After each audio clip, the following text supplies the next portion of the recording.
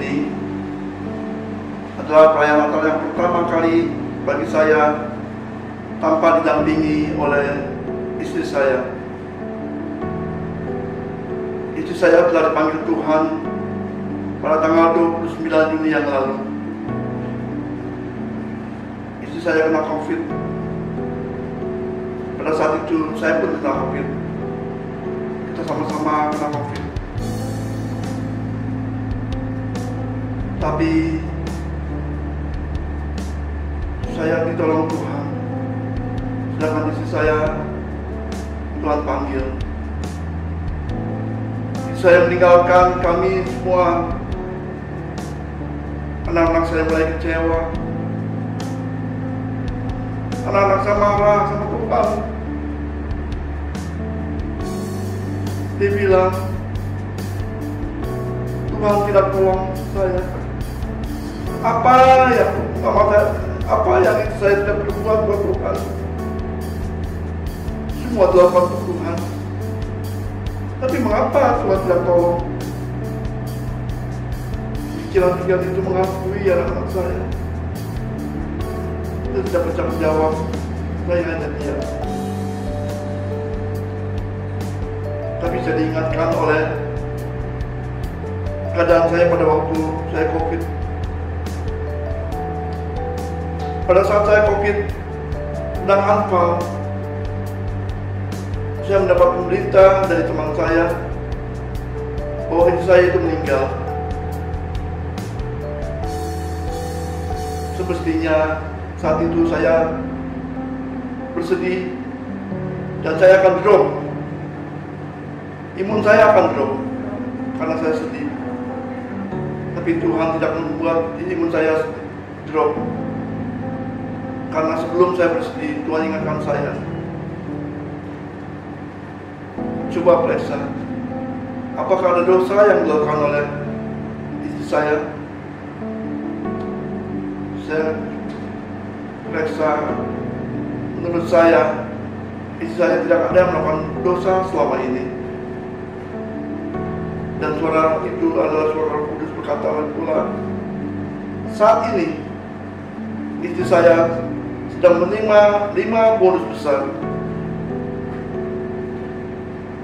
Yang terbesar adalah bonus kehidupan yang kekal. Saya bersaksi dan menceritakan itu semua pada anak saya. Anak saya diam saja. Terus pada saat kami ingin membuat batu nisan, anak-anak saya berkata, Pak, apa yang harus dituliskan di dalam batu nisan? Saya tidak bisa menjawab secara spontan. Saya berdoa bersama Tuhan. Tuhan, apa yang harus saya perbuat? Apa yang harus saya tuliskan Tuhan di dalam tulisan itu? Dan Tuhan ingatkan kepada saya melalui Facebook itu ada firman di WA yang berkata di dalam Wahyu 14 ayat 13. Dan aku mendengar suara dari surga berkata, tuliskan, berbahagialah orang-orang mati yang mati dalam Tuhan sejak sekarang ini. Sungguh, kata Roh, supaya mereka boleh beristirahat dari jerit lelah mereka, karena segala perbuatan mereka menyertai mereka. Saya katakan itu semua pada anak-anak saya. Anak-anak tulis Wahyu 14 ayat 13. Dan firman Tuhan itu berkata, istri saya itu lepas dari jerih payah mereka. Dan pada saat istri saya dipanggil Tuhan, karena pada saat istri saya dipanggil Tuhan, perbuatan-perbuatan istri saya itu menyertai kepergiannya ke surga. Perbuatan-perbuatan istri saya itu adalah perbuatan-perbuatan yang baik. Anak-anak saya tahu itu semua. Istri saya berbuat baik kepada Tuhan. Sampai-sampai tadi dia berkata, mengapa Tuhan tidak tolong dia? Sedangkan saya itu sangat baik, sangat ikut jalan Tuhan. Sampai-sampai orang-orang yang mengenal dia, dari tukang parkir, nasab, pengurus bank, manajer bank, tukang sampah, tukang sayur, tukang makanan, semua bicara istri saya itu orang baik. Anak-anak saya pun mendengar, dan anak-anak percaya bahwa saat ini istri saya sudah ada di surga. Saya jelaskan kepada anak saya, dengan adanya firman itu, saya berkata, Tuhan bukan tidak sayang kepada istri saya, tapi Tuhan sangat sayang pada istri saya. Karena di saat istri saya dekat dengan Tuhan, di saat istri saya disayang Tuhan, Tuhan bawa istri saya pulang ke rumah Bapa. Dan saya percaya istri saya itu sudah menerima bonus yang sangat besar, yaitu bonus kehidupan yang kekal. Dan saat itu juga anak-anak saya mendengar firman-firman ini semua, dia kembali tidak menyalahkan Tuhan, iman dia timbul kembali. Dan saat sekarang ini dia kembali ikut Tuhan Yesus. Dengan kembalinya iman anak-anak saya itu, ini adalah merupakan berkat yang sangat besar di tahun ini bagi saya. Anak-anak saya tidak hilang, anak-anak sedang hilang, dan tetap disayang oleh Tuhan Yesus. Ini adalah berkat yang sangat besar bagi saya. Berkat-berkat Tuhan itu besar buat saya. Berkat usaha saya, berkat kehidupan saya, Tuhan selalu tolong. Dan pada kesempatan pagi saksian ini, saya mohon dibukakan pintu maaf buat istri saya.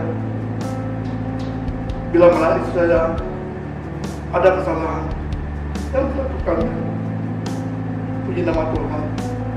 Inilah kesaksian bahwa Tuhan selalu melakukan yang terbaik buat kita. Puji nama Tuhan. Tuhan memberkati kita semua. Amin.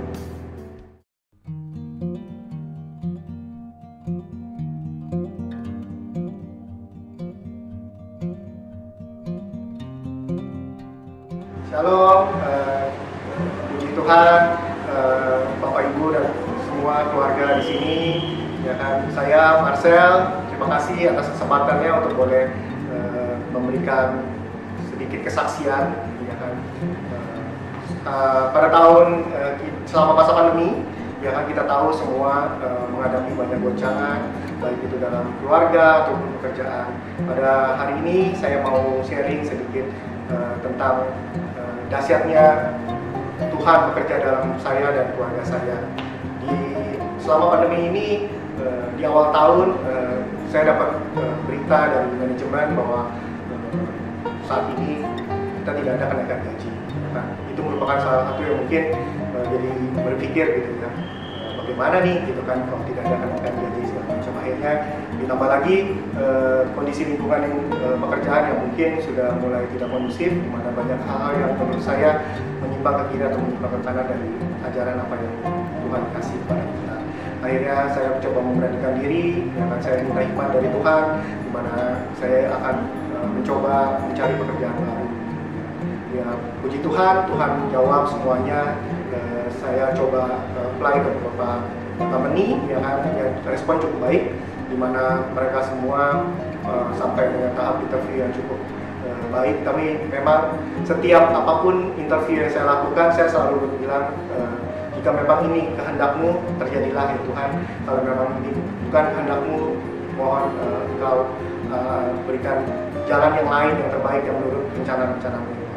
Sampai pada awal 2021, ya kan, saya dapat suatu penawaran di mana ini makan waktu yang cukup jauh, cukup panjang, sampai akhirnya saya dapat dapat penawaran di satu perusahaan, di mana perusahaan ini perusahaan asing. Ya kan, saya akhirnya coba dengan segala mungkin ada kekhawatiran di mana mungkin ini perusahaan yang baru, ya kan, tapi dengan cukup nama yang cukup besar di luar dan di Indonesia. Akhirnya saya memberanikan diri untuk mengambil tawaran ini. Untuk semua prosesnya bukan mengalami hal yang simpel atau singkat, ya kan. Begitu banyak pergumulan dalam diri, apakah saya harus pindah di satu perusahaan yang baru ini, apakah mungkin saya akan tetap di perusahaan yang lama. Sebelum saya mengambil keputusan, saya selalu ajak istri saya berdoa juga untuk bergumul bersama, ya kan. Pada paginya saya ajak berdoa, kita berdoa bahwa kita akan mengambil satu keputusan yang luar biasa besar untuk dampaknya untuk keluarga. Mari berdoa, ya kan, sama-sama. Biarlah kehendak Tuhan saja yang terjadi. Kalau memang ini rencana Tuhan, Tuhan akan lancarkan semuanya, Tuhan akan berikan hikmat dan cara yang terbaik untuk dapat menyelesaikan semuanya. Akhirnya saya boleh dapat pekerjaan tersebut, ya kan, dimana mungkin kondisi pandemi ini banyak orang yang kesusahan, ya kan, tapi saya percaya satu, ya Tuhan, Pak Gembala selalu bilang kepada saya dan selalu berdoa bahwa semua akan menjadi kepala bukan ekor, terus naik bukan turun. Itu yang selalu saya aminkan dalam setiap doa dari Pak Gembala. Kiranya kita mau terus berusaha, terus berjuang, ya kan. Dan satu hal yang saya selalu tanamkan dalam diri saya, dimanapun kita bekerja, jadilah berkat bagi orang lain. Terima kasih atas waktunya. Semoga kesaksian kali ini dapat memberi dampak yang baik untuk semua. Terima kasih. Shalom.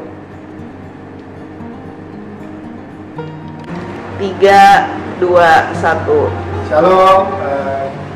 Puji Tuhan, Bapak Ibu dan semua keluarga di sini. Ya kan, saya Marcel. Terima kasih atas kesempatannya untuk boleh memberikan sedikit kesaksian. Ya kan. Pada tahun selama masa pandemi, ya kan, kita tahu semua menghadapi banyak goncangan, baik itu dalam keluarga ataupun pekerjaan. Pada hari ini saya mau sharing sedikit tentang dahsyatnya Tuhan bekerja dalam saya dan keluarga saya. Selama pandemi ini, di awal tahun saya dapat berita dari manajemen bahwa saat ini kita tidak ada kenaikan gaji. Kan, itu merupakan salah satu yang mungkin jadi berpikir gitu ya, bagaimana nih gitu kan kalau tidak ada kenaikan gaji segala macam. Akhirnya ditambah lagi kondisi lingkungan pekerjaan yang mungkin sudah mulai tidak kondusif, di mana banyak hal yang menurut saya menyimpang ke kiri atau menyimpang ke kanan dari ajaran apa yang Tuhan kasih kepada kita. Akhirnya saya coba memberanikan diri, ya kan, saya minta hikmat dari Tuhan, di mana saya akan mencoba mencari pekerjaan baru. Ya, puji Tuhan, Tuhan jawab semuanya. Saya coba apply ke beberapa company, ya kan, ya, respon cukup baik, di mana mereka semua sampai dengan tahap interview yang cukup baik. Tapi memang setiap apapun interview yang saya lakukan, saya selalu bilang, jika memang ini kehendak-Mu, terjadilah ya Tuhan. Kalau memang ini bukan kehendak-Mu, mohon Engkau berikan jalan yang lain yang terbaik yang menurut rencana-rencana-Mu.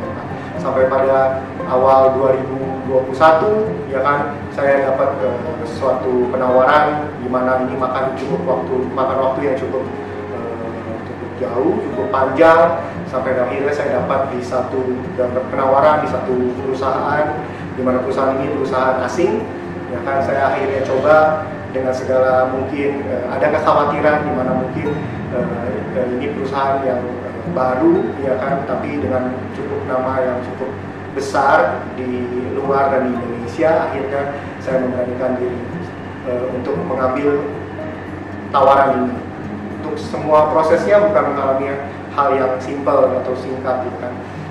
Begitu banyak pergumulan dalam diri, apakah saya harus pindah di satu perusahaan yang baru ini, apakah atau mungkin saya akan tetap di perusahaan yang lama. Sebelum saya mengambil keputusan, saya selalu ajak istri saya berdoa juga untuk bergumul bersama, ya kan. Pada paginya saya ajak berdoa, kita berdoa bahwa kita akan mengambil suatu keputusan yang luar biasa besar untuk dampaknya untuk keluarga. Mari berdoa, ya kan, sama-sama. Biarlah kehendak Tuhan saja yang terjadi. Kalau memang ini rencana Tuhan, Tuhan akan lancarkan semuanya, Tuhan akan berikan hikmat dan cara yang terbaik untuk dapat menyelesaikan semuanya.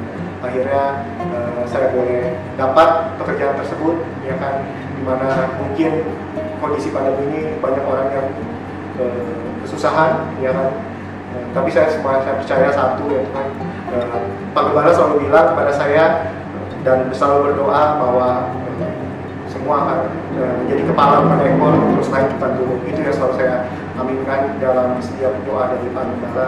Dan kiranya kita mau terus berusaha, terus berjuang, ya kan.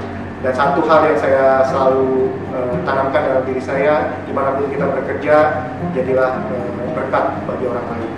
Terima kasih atas waktunya. Semoga kesaksian kali ini dapat memberi dampak yang baik untuk semua. Terima kasih, Shalom.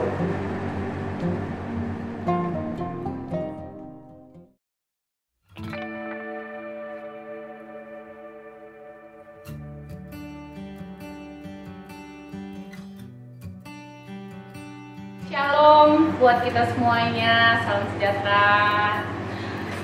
Terlebih dahulu saya ucapkan dulu selamat hari Natal 2021 buat semua jemaat Batu Karang dan menyambut tahun baru 2022.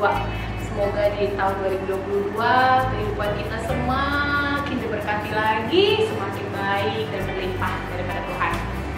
Nah, terima kasih saya dikasih kesempatan untuk dapat bersaksi pada malam hari ini, di mana adapun saya bisa bersaksi pada malam hari ini, itu semua bukan karena kebetulan, tetapi karena seizin Tuhan.